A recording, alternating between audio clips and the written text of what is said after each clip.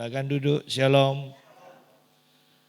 Mari kita bersama membuka Alkitab kita di dalam Injil Lukas pasal yang ke-11. Injil Lukas pasal yang ke-11, mulai ayat yang pertama sampai ayat 13 nanti kita bahas. Lukas pasal 11 ayat yang pertama mulai. Pada suatu kali Yesus sedang berdoa di salah satu tempat. Ketika ia berhenti berdoa, berkatalah seorang dari murid-muridnya kepadanya, "Tuhan, ajarlah kami berdoa sama seperti yang diajarkan Yohanes kepada murid-muridnya." Jawab Yesus kepada mereka, "Apabila kamu berdoa, katakanlah, Bapa, dikuduskanlah namamu, datanglah kerajaanmu. Berikanlah kami setiap hari makanan kami yang secukupnya, dan ampunilah kami akan dosa kami, sebab kami pun mengampuni setiap orang yang bersalah kepada kami, dan janganlah membawa kami ke dalam pencobaan." Nah, kita berhenti sampai sini dulu. Judulnya sederhana perikop ini, yaitu hal berdoa. Dan para murid, dikatakan di sini para murid datang kepada Yesus, meminta kepada Tuhan Yesus untuk diajarkan bagaimana cara berdoa. Dan kalau kita perhatikan, sebelum para murid ini minta diajar dalam doa, dikatakan Yesus sedang berdoa di salah satu tempat. Yesus sedang berdoa di salah satu tempat. Ketika ia berhenti berdoa, berkatalah seorang dari muridnya kepadanya, "Tuhan, ajarlah kami berdoa." Berarti sebelum para murid ini minta diajar untuk berdoa, para murid sudah melihat kehidupan Tuhan Yesus. Para murid melihat bagaimana Tuhan Yesus berdoa setiap hari, setiap waktu. Para murid melihat bagaimana doa-doa Tuhan Yesus dijawab di dalam kehidupan sehari-harinya. Para murid melihat bagaimana Tuhan Yesus begitu bertekun, bahkan kalau bisa kita katakan begitu sukanya berdoa. Dan ketika para murid melihat ini terus-menerus, para murid satu saat datang kepada Yesus dan berkata, "Ajar kami berdoa." Jadi untuk diajar doa, kita harus datang kepada orang yang tepat. Para murid datang kepada orang yang tepat, yaitu Tuhan Yesus. Kenapa saya katakan tepat? Karena Yesus bukan hanya memiliki teori atau pengajaran tentang doa, tetapi Yesus hidup di dalam doa. Yesus selalu berdoa, Yesus selalu dijawab doa-doanya, Yesus menikmati waktu doanya, dan ketika ini dilihat oleh para murid, baru para murid ingin juga diajar. Jadi ada contoh, ada teladan. Kita mempunyai banyak pendeta, banyak orang-orang bertitel tentang kekristenan, STH, Master Teologia, Doktor Teologia, dan mereka bisa membahas tentang doa. Dari bahasa Ibrani, bahasa Yunani, segala macam mereka bisa bahas. Mereka bisa beri poin-poin tentang doa dan sebagainya. Tetapi pertanyaannya, apakah yang diajar pernah melihat, menyadari, dan mengalami doa itu dilakukan oleh orang yang mengajarnya? Ini yang harus kita perhatikan. Tidak cukup hanya mengajar tentang doa, dan bahkan kita tidak cukup hanya diajar tentang doa oleh orang yang mengetahui tentang dan teori doa, Tetapi kita harus diajar oleh orang-orang yang berpengalaman di dalam doa. Karena dalam doa itu banyak pengalaman yang bisa kita alami. Ya. Karena di dalam doa selain kita itu bisa menenangkan hati kita juga bisa mendengar suara Tuhan, kita mendapatkan pengarahan, kita mendapatkan kekuatan, kita bertemu dengan Tuhan, kita bertemu dengan malaikat, kita bertemu dengan setan-setan. Di dalam doa banyak pengalaman. Dan kalau kita tidak hidup di dalam doa, pengalaman-pengalaman ini tidak bisa diceritakan atau diajarkan. Kita hanya berpatokan pada teori yang tidak ada dasarnya, yaitu pengalaman yang dialami dalam doa. Nah, kembali kita lihat di sini. Yesus sedang berdoa di salah satu tempat. Ketika Yesus berhenti berdoa, berkatalah seorang dari murid-muridnya kepadanya, "Tuhan, ajarlah kami berdoa." Tuhan, ajarlah kami berdoa. Sama seperti yang diajarkan Yohanes kepada murid-muridnya. Ini sangat luar biasa, artinya begini bahwa para murid tertarik untuk belajar berdoa karena dia melihat Tuhan Yesus berdoa dan melihat hasil-hasil dari doa Tuhan Yesus. Para murid minta diajar doa karena para murid melihat pelayanan Yohanes Pembaptis dan para muridnya yang diajar doa.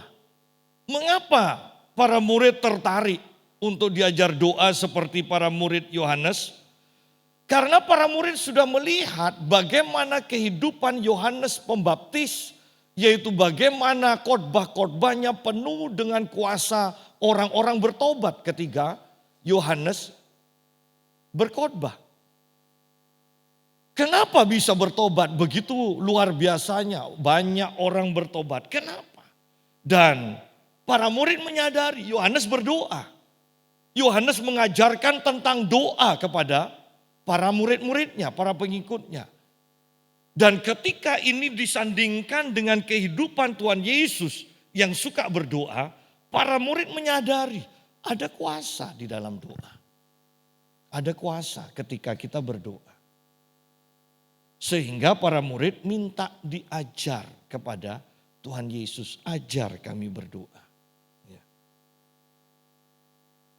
Dan kemudian ayat yang kedua, jawab Yesus kepada mereka, apabila kamu berdoa. Yesus langsung pada poin terpenting. Ketika belajar tentang doa, maka kamu harus berdoa. Di sini langsung dikatakan apabila, atau bahasa sederhananya, jika kamu berdoa. Berarti ketika belajar berdoa, ayo praktek dalam doa. Praktek. Dan Yesus sederhananya, ayo berdoa, dan kalau berdoa ini loh yang diucapkan, ini loh poin-poinnya yang perlu. Begitu sederhananya. Ini poin-poinnya yang perlu, doakan ini. Jadi kita lihat, jika kamu berdoa, artinya bahwa kalau mau belajar tentang doa, ayo berdoa. Kemudian pada waktu praktek doa, ini loh poin-poinnya, ini yang harus diminta. Jadi sangat jelas, sangat sederhana. Tidak perlu pengajaran sampai berapa sesi, ya kan? Tidak perlu sampai seminar. Untuk apa seminar tentang doa kalau yang ikut seminar tidak berdoa? Oleh karena itu pengajaran Yesus sangat sederhana. Jika kamu berdoa. Kalau kamu tidak berdoa, ya tidak bisa.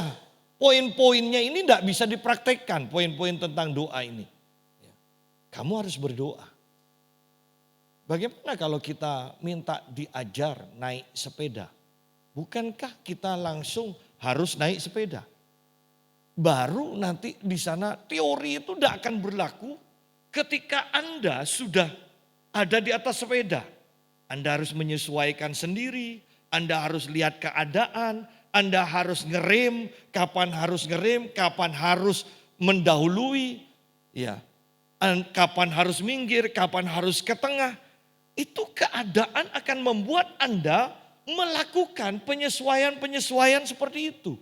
Demikian pula tentang doa, tidak ada hal yang baku. Bayangkan kalau setiap kita mau mendoakan orang sakit, kita harus menyembah Tuhan terlebih dahulu.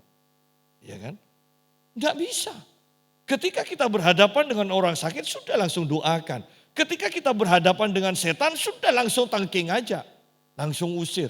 Enggak usah penyembahan, Bapa dikuduskanlah namamu. Dan kemudian mari kita nyanyikan lagu penyembahan. 3 macam lagu penyembahan. Enggak bisa. Jadi ini hanya poin-poinnya, kita yang menyesuaikan sendiri. Ketika kita berdoa, kita tahu kapan ini harus disampaikan. Kapan penyembahan itu harus dilakukan.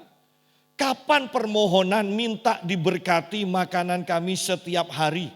Kapan itu harus diucapkan. Tidak harus poinnya ini sama. Kalau Anda mengikuti seminar doa, Anda akan diajar untuk mengikuti poin ini dari atas. Dan kalau berdoa harus berurutan seperti ini. Jadi 10 menit penyembahan. Ayatnya, Bapa dikuduskanlah namamu. Ini berbicara penyembahan. Anda harus menyanyi, Anda harus menyembah Tuhan. Kemudian hadirat Tuhan akan turun. Baru pada waktu itu minta. Nah, ya. Setelah 10 menit permintaan permohonan, Anda harus masuk ke dalam peperangan rohani. Nah, banyak orang seminar yang saya ikuti mengajarkan seperti ini. Tetapi mari saya mau katakan bahwa doa itu sederhana. Langsung saja sesuai dengan keadaan. Anda harus katakan sesuai dengan keadaan. Ya. Lain kalau doa pribadi di dalam mendisiplin diri kita. Biasanya mendisiplin diri kita itu sudah tidak akan memohon. Ketika mendisiplin diri kita itu akan banyak penyembahan berbahasa roh, kemudian mengucapkan, mendeklarasikan firman Tuhan, itu akan bolak-balik muter di sana. Ya, itu mendisiplin diri kita, membangun diri kita. Tetapi ini ajaran tentang doa dasar, kamu harus praktek. Seperti ini, poin-poinnya seperti ini. Bukan dihafal. Ingat, bukan hafalan. Kadang lucu juga ya, ketika mau makan mengucapkan doa Bapak kami.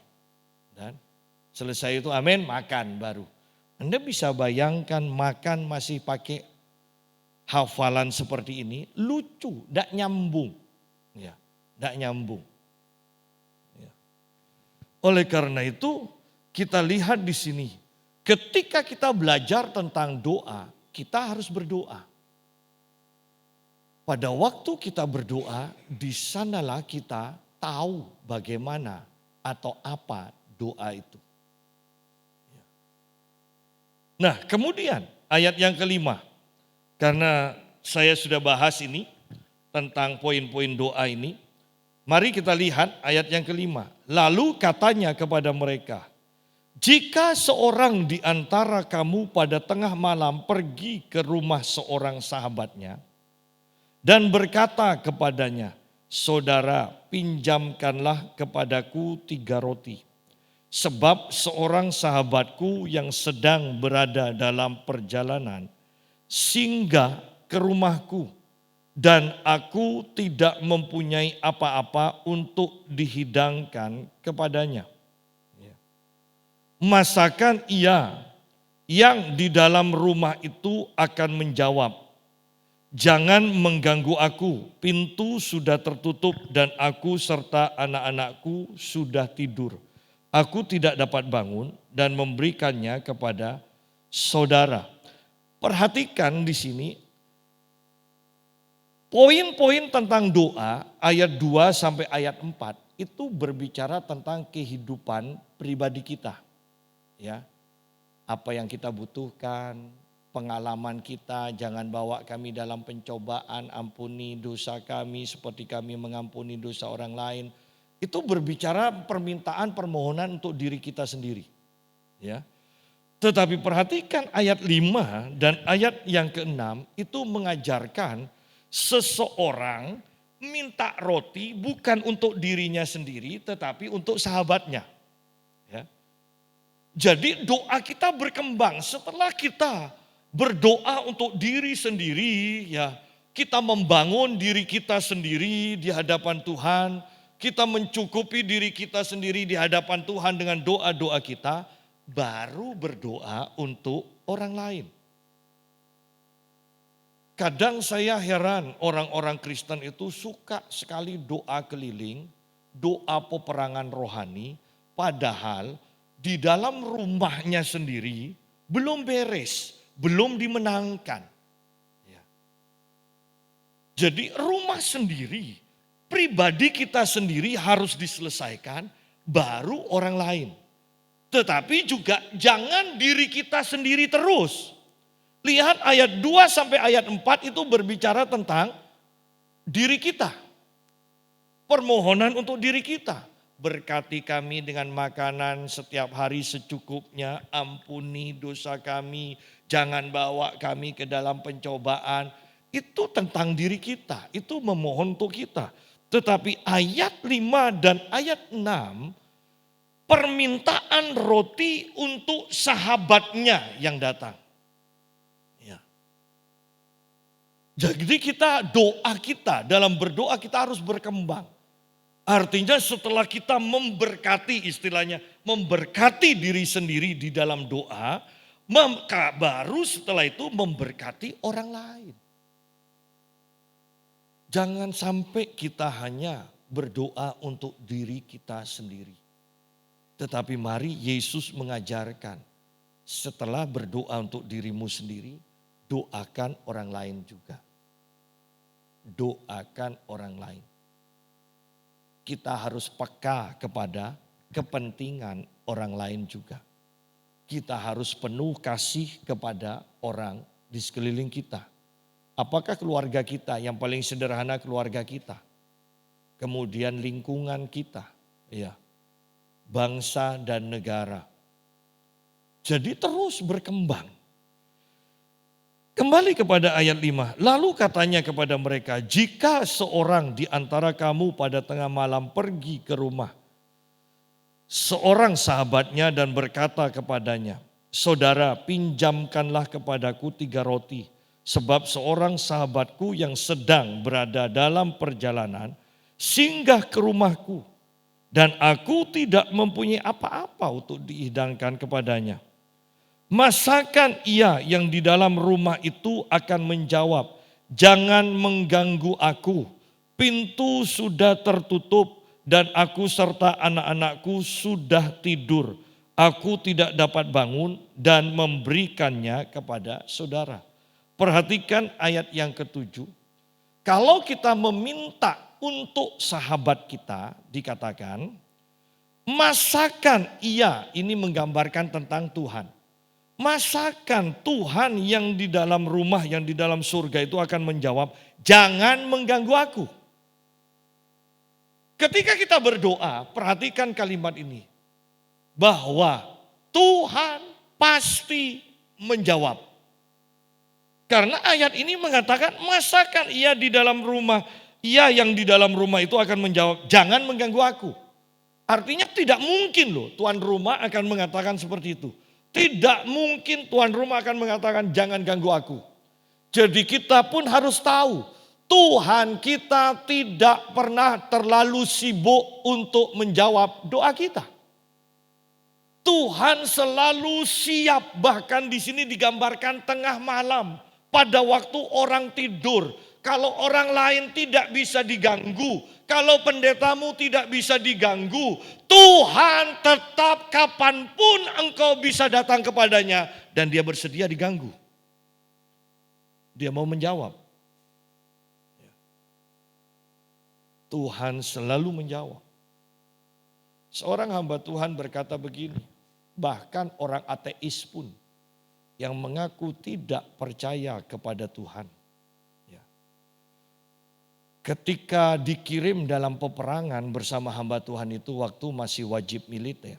Dikatakan orang ateis pun di tengah desingan peluru di medan peperangan dan bom yang meledak. Mereka itu menjerit-jerit, Tuhan tolong, Tuhan ampuni, Tuhan tolong, Tuhan ampuni. Dan dikatakan dua hal yang kita bisa petik pelajaran. Bahkan orang ateis pun ketika dia kepepet soal mati hidup, dia baru mengakui. Berarti di dalam kedalaman hati setiap orang mengakui bahwa ada Tuhan. Ya. Kedua, yang harus kita perhatikan, orang ateis saja ketika minta tolong pada di tengah-tengah desingin itu, Tuhan selamatkan kau. Tuhan jawab. Apalagi kita. Paulus dalam kitab Roma pasal 8 mengatakan, loh, pada waktu kita masih berdosa aja, ya, Tuhan ampuni kita, Tuhan selamatkan kita. Apalagi kita sekarang anaknya. Tuhan pasti bela kita, dikatakan. Nah, bagaimana mungkin kemudian di dalam gereja bagian STH, Master Teologia, Doktor Teologia berani mengajarkan bahwa tidak semua doa dijawab. Padahal mereka jarang berdoa dan tidak berdoa mungkin. Kemudian mereka mengatakan bahwa ketika Tuhan tidak menjawab doa kita, berarti Tuhan mengutamakan pendewasaan kerohanian kita. Loh, ini mana nyambung? Ya. Kalau doa kita tidak dijawab terus, bukan pendewasaan rohani yang terjadi, tapi kita tidak akan berdoa lagi. Tetapi jujur, kalau Anda perhatikan orang-orang yang terkenal, pengikutnya sampai ribuan, jutaan, ya. Banyak pengajaran yang seperti ini yang diterima. Bahwa doa tidak harus selalu dijawab oleh Tuhan. Dan lebih penting pendewasaan rohani daripada doa yang dijawab. Loh, ini mana nyambung? Artinya semakin dewasa rohani, doa tidak dijawab tidak masalah. Loh. Kalau kita ngomong dengan seseorang tidak dijawab, berarti kita tidak dikenal, tidak dihiraukan. Kalau kita kenal baik, mau ngomong apa aja pasti dijawab. Berarti kita punya hubungan. Perhatikan di sini, ini bukan hanya soal doa, tetapi perkataan ini tentang sahabat. Berarti punya hubungan yang akrab. Bagaimana bisa akrab kalau tidak melakukan ini loh? Minimal dikatakan berikan kami setiap hari makanan kami yang secukupnya. Artinya Anda berdoa harus setiap hari. Sehingga kenal dan akrab dengan Tuhan kita. Sampai dalam taraf hubungan sahabat. Bahkan kalau sahabat kadang ya sahabat. Kalau memang ukurannya sama, baju sahabatnya pun dipakai, sepatu sahabatnya pun bisa dipinjam. Ini hubungan soal persahabatan. Kalau belum sampai dalam taraf sahabat, jangan macam-macam. Benapa nuan dekik nular dengkok. Nah, kenapa? Belum sampai dalam taraf sahabat. Ya. Penuh dengan curiga. Tetapi ingat di sini yang dikatakan sahabat. Allah dan Abraham. Abraham sampai dalam hubungan sahabat. Sehingga dia bisa tawar-menawar ya, tentang keselamatan Sodom dan Gomora. Abraham bisa tawar-menawar dengan Tuhan. Jadi tidak semua orang bisa tawar-menawar dengan Tuhan. Hanya orang yang dipandang sebagai sahabat saja. Dan sahabat harus mempunyai hubungan yang intim setiap hari, setiap waktu.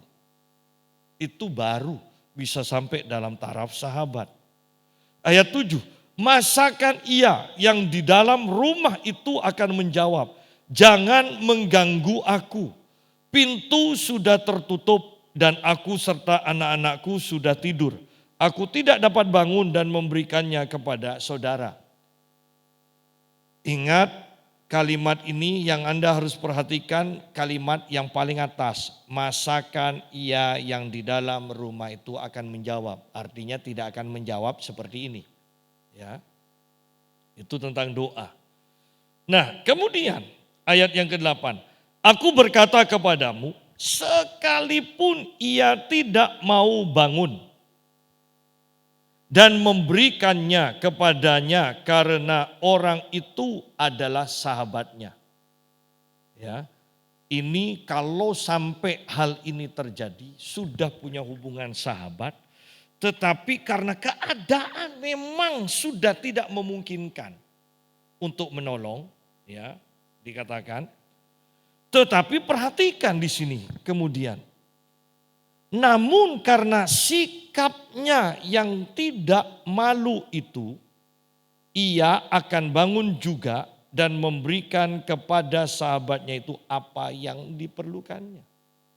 Jadi ada dua hal yang harus kita perhatikan di sini dalam jawaban doa. Satu, hubungan kita sebagai sahabat Tuhan, ya, itu akan menjamin doa kita akan dijawab.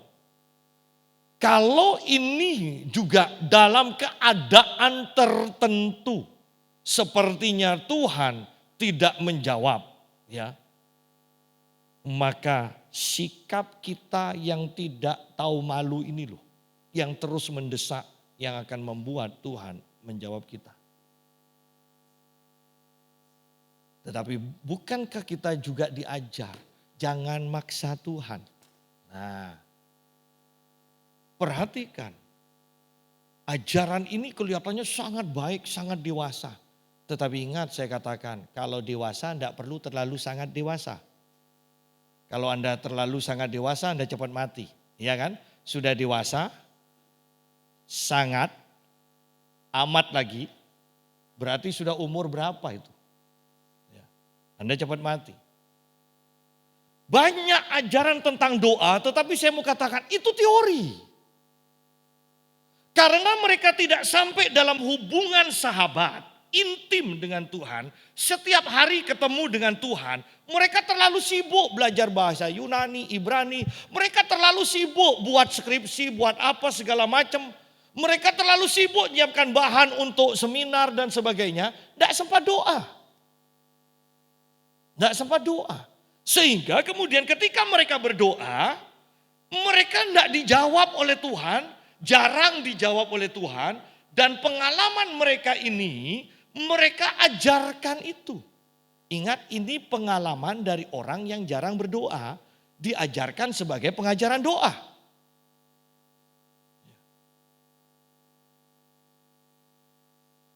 Kalau pengajaran dari Om Ishak Leo almarhum, orang yang berdoa 9 jam setiap hari, yang hanya mengatakan sembuh dalam nama Yesus dan sembuh. Bukankah almarhum Om Ishak Leo akan mengatakan bahwa mintalah maka akan diberi. Sesederhana itu pengajarannya. Oleh karena itu, belum tentu orang yang mengajarkan doa itu adalah pengajaran yang benar, yang didasarkan dari kehidupan pribadinya yang suka berdoa. Belum tentu. Jadi sikap ini yaitu hubungan sebagai sahabat dan sikap yang tidak tahu malu. Ingat, ini sahabat loh yang maksa. Anda bisa bayangkan, ini sahabat yang maksa. Bagaimana bisa tidak akan diberi? Orang janda saja yang tidak kenal dengan hakim, Ya, hakim yang tidak jujur itu, yang tidak adil, yang tidak kenal aja ketika maksa, itu dikabulkan kok permintaannya. Bahkan setan pun ketika maksa minta ke Tuhan untuk masuk ke babi, ya, itu dikabulkan kok. Anda boleh baca itu. Itu dikabulkan. Bagaimana mungkin kalau pengalaman setan minta ke Tuhan aja dikabulkan, dan seorang teologia, sarjana teologia, doktor teologia, master dan segala macam titelnya kadang sampai 7. Ada yang sampai 11. Loh, saya tahu sendiri. Ada yang sampai 11 titel. Dan mengajarkan, semakin Tuhan tidak menjawab doamu, berarti engkau sudah semakin dewasa. Wow. Ini ajaran bagaimana? Ini yang disebut ajaran setan. Karena Tuhan tidak pernah kekurangan untuk menjawab dan memberikan apa yang kita doakan. Dan ingat, Tuhan sukanya memberi. Tuhan sukanya memberi. Jadi mari kita perhatikan kembali. Karena sikapnya yang tidak malu itu. Tidak usah sungkan kalau minta kepada Tuhan. Tidak usah sungkan. Jangan dengarkan suara hati yang mengatakan itu terlalu besar untuk diminta. Jangan terlalu sering minta kepada Tuhan. Ingat, Tuhan sendiri ajarkan minta tiap hari. Berikan kami makanan secukupnya setiap hari. Hari ini. Berarti setiap hari Tuhan ajarkan pada kita untuk minta. Jangan sungkan. Kalau ke orang sungkan, ya kan? Tetapi kalau ke Tuhan jangan sungkan. Ia akan bangun juga dan memberikan kepadanya apa yang diperlukannya. Hubungan sebagai sahabat, sikap yang tidak malu untuk meminta akan membuat apa yang kita minta akan diberikan, dikabulkan. Sesederhana itu. Dan kalau Anda perhatikan di sini, bukankah ini berbicara tentang praktek doa semua? Bukan teori. Orang yang hanya berteori, yang tidak berdoa, tidak akan pernah mengalami ini. Ya, tidak akan pernah mengalami. Nah, kemudian ayat yang ke-9. Oleh karena itu, aku berkata kepadamu, mintalah, maka akan diberikan kepadamu. Carilah, maka kamu akan mendapat. Ketoklah, maka pintu akan dibukakan bagimu. Jadi melalui ayat yang ke-9 dan kalau kita boleh tambahkan ayat 10 kita lihat. Karena setiap orang yang meminta menerima dan setiap orang yang mencari mendapat dan setiap orang yang mengetok baginya pintu dibukakan.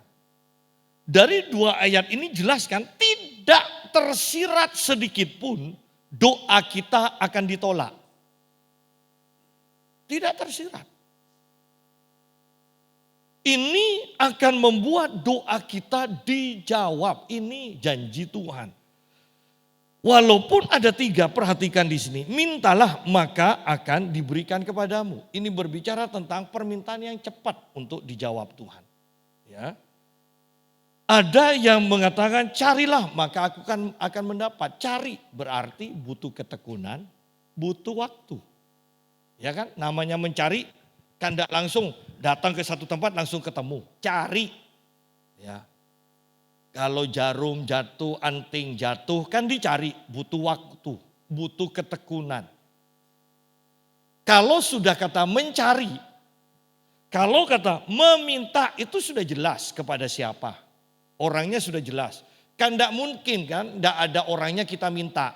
Masuk ke ruangan kemudian minta, tidak ada orang. Tidak mungkin, harus ada orang. Ya. Cari, Namanya cari itu tempatnya sudah jelas. Ya. Tadi saya di sini kok memang dengar bunyi kletik. Nah kan, nah makanya dicari di tempat itu. Kalau anting jatuh jangan dicari di tempat yang tidak bunyi kletik. Ya. Tempatnya jelas. Tapi butuh waktu dalam mencari. Banyak orang tidak mendapat menemukan karena tidak tekun. Putusi baru doa 3 hari sudah diputusi. Ya. Tuhan tidak jawab. Dan ini diajarkan. Padahal Abraham 25 tahun baru dijawab. Ya. Masih kurang, ada lagi. Ya, Kaleb 40 tahun baru dijawab. Jangan putus asa, ini cari. Butuh waktu, butuh ketekunan. Ketoklah maka pintu akan dibukakan bagimu. Ingat Daud kalau menulis di Mazmur, aku berseru. Ketuk, namanya ketuk, tok tok tok, belum dengar. Tok tok tok, belum dengar. Tok tok tok. Ya, kalau belum dengar lagi ambil besi atau batu kan, langsung tok tok. Supaya kedengaran. Artinya apa? Ayo dalam doa itu yang bersemangat. Berdoa lebih keras lagi. Berdoa lebih sungguh-sungguh lagi. Itu caranya doa. Kalau 3 hal ini kita lakukan, jawabannya jelas sudah. Karena setiap orang, perhatikan kata setiap, berarti semuanya.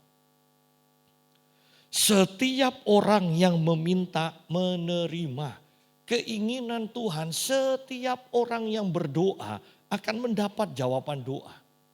Itu keinginan Tuhan. Bukan hanya keinginan kita, itu keinginan Tuhan. Karena setiap orang yang meminta menerima dan setiap orang yang mencari walaupun butuh waktu, butuh usaha, dia akan mendapat. Dan setiap orang yang mengetuk walaupun butuh diperkeras, walaupun butuh tenaga lebih lagi untuk mengetuk, baginya pintu akan dibukakan. Anda baca dari awal tadi sampai sekarang, di manakah ada janji Tuhan doa tidak dijawab?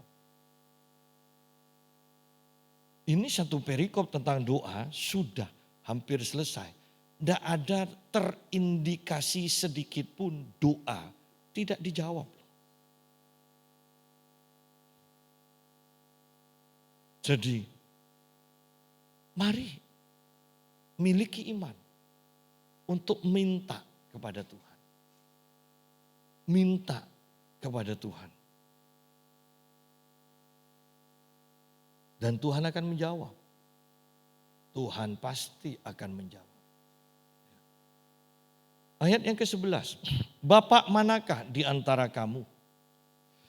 Jika anaknya minta ikan daripadanya, akan memberikan ular kepadanya itu ganti ikan. Kalau kita minta sesuatu kepada Tuhan, Tuhan mungkin tidak akan memberikan apa yang kita minta, tapi Tuhan akan memberikan yang lebih baik. Ya kan? Oh, ini pengajaran yang rohani dan sangat rohani. Dan yang dibutuhkan hanya rohani, jangan lebih rohani. Ya, Anda cepat mati. Mati karena tidak dijawab. Perhatikan, bapak manakah di antara kamu jika anaknya minta ikan daripadanya akan memberikan ular kepada anaknya itu ganti ikan. Tidak ada kata diganti loh. Kalau kita minta A kepada Tuhan, oh Tuhan akan kasih B karena lebih baik daripada A. Oh tidak. Ayat 11 mengatakan kalau minta ikan kamu dapat ikan. Jelas kan? Bukan diganti. Minta disembuhkan dari sakit, yang dapat penderitaan supaya lebih suci, lebih rendah hati. Loh, tidak perlu diganti seperti itu. Bahkan kalau boleh saya katakan kalau kita ketemu Tuhan berhadapan muka, Tuhan tidak perlu diganti ya Tuhan. Saya tahu apa yang saya minta. Karena saya sakit, saya butuh kesembuhan, bukan butuh kerendahan hati. Ya. Kalau sombong butuh kerendahan hati. Jangan sampai kita sombong dikasih kesembuhan. Ya. Kita lapar butuh makan, dikasih tiket untuk jalan-jalan. Kan lebih mahal tiket jalan-jalan ke Singapura. Iya, tapi sekarang saya lapar. Baru sampai Kamal sudah mati, belum Singapura. Tetapi ajaran seperti ini sering diajarkan di banyak gereja, bahkan di seminar. Bahwa Tuhan memberikan yang lebih baik. Lebih baik kalau kita tidak perlu, tidak ingin untuk apa?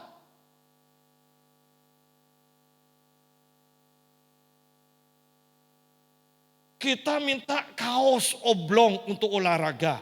Tuhan kasih batik harga 2 juta. Kaos oblong kan hanya 50.000, 100.000, kan lebih mahal. Iya, masa mau olahraga pakai batik? Nah, banyak pengajaran yang modelnya sebenarnya seperti ini kalau dicontohkan. Ya.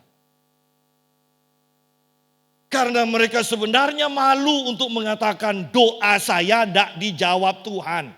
Karena saya tidak berdoa. Jadi doanya hanya di angan-angan ingin berdoa. Sidang jemaat. Ingat ayat 11. Kita minta A, Tuhan kasih A.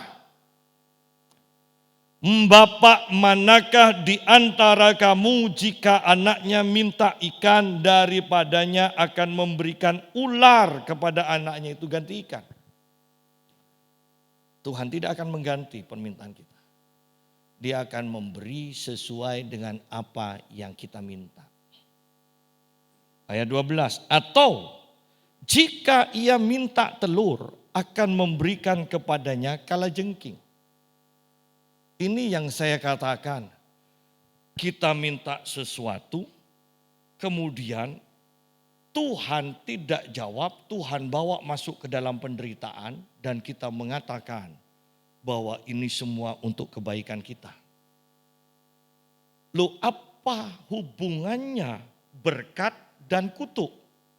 Iya kan istilahnya kan yang paling mudahnya kan seperti itu. Kita minta berkat, yang kita terima kutuk demi kebaikan kita katanya. Ya. Atau jika ia minta telur akan memberikan kepadanya kalajengking. Kita minta berkat kok, bukan minta tambahan penderitaan. Kita menderita, minta berkat supaya keluar dari penderitaan. Bukan menderita, tambah menderita. Tapi jujur, hal seperti ini yang banyak diajarkan di gereja. Ya. Ayat 13. Jadi jika kamu yang jahat tahu memberi pemberian yang baik kepada anak-anakmu, apalagi Bapamu yang di surga. Sakit menjadi lebih sakit atau menjadi sembuh, mana yang lebih baik? Kan sakit menjadi sembuh kan? Jelas. Tetapi coba Anda tanya kepada banyak orang-orang yang ada roh agamawi itu. Mereka bisa membanggakan penyakitnya yang semakin parah. Katanya Tuhan ingin mengajar sesuatu melalui penyakit. Saya untuk mengajarkan kesopanan pada anak saya tidak perlu mematahkan kaki anak saya. Tidak perlu. Bagaimana Bapak yang baik akan memberikan penderitaan, akan memberikan penyakit yang tidak tersembuhkan, akan memberikan kemiskinan dan semakin miskin. Hanya untuk mengajar supaya seseorang itu rendah hati di hadapannya. Ini sudah kebablasan. Jadi jika kamu yang jahat saja, tahu memberi pemberian yang baik kepada anak-anakmu. Ya. Penjahat tidak mungkin bangga. Ya. Minimal diajari PMP kan, walaupun penjahat. Ya, kalau sekarang budi pekerti. Tidak mungkin penjahat itu. Ya. ingin anaknya lebih jahat daripada dia. Ingin anaknya baik. Tukang becak misalnya, ingin anaknya, wah kamu harus jadi tukang becak yang lebih kuat daripada bapak. Ya. Kalau bapak lennya Trunojoyo Kurem, kamu harus Trunojoyo Bangkalan. Ya. Enggak ada. Walaupun tukang becak, mereka akan nabung menyekolahkan anaknya. Mereka akan memberikan yang baik dan mengharapkan lebih baik untuk anaknya. Bayangkan kita diperkenalkan pada Tuhan yang kejam. Tuhan yang tidak suka menjawab doa kita. Tuhan yang memberi berbeda dari apa yang kita minta. Tuhan yang menjawab lebih menakutkan daripada yang kita harapkan. Itu yang diperkenalkan di banyak gereja tentang Tuhan. Sehingga ketika diajarkan tentang Bapa yang baik, yang akan selalu memberi, konsep mereka yang sudah tertanam tidak bisa diubahkan lagi atau sukar diubahkan.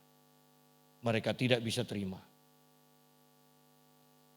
Mereka lebih suka menderita karena pengajaran yang salah. Perhatikan kalimat terakhir sekarang. Apalagi Bapamu yang di surga. Bapa di surga akan memberikan Roh Kudus kepada mereka yang meminta kepadanya. Apa artinya memberikan Roh Kudus? Semua janji Tuhan dimeteraikan, dijamin dengan Roh Kudus. Bahwa semua yang aku janjikan, kamu pasti dapat. Nih jaminannya, Roh Kudus. Itu meterai. Sudah jelas.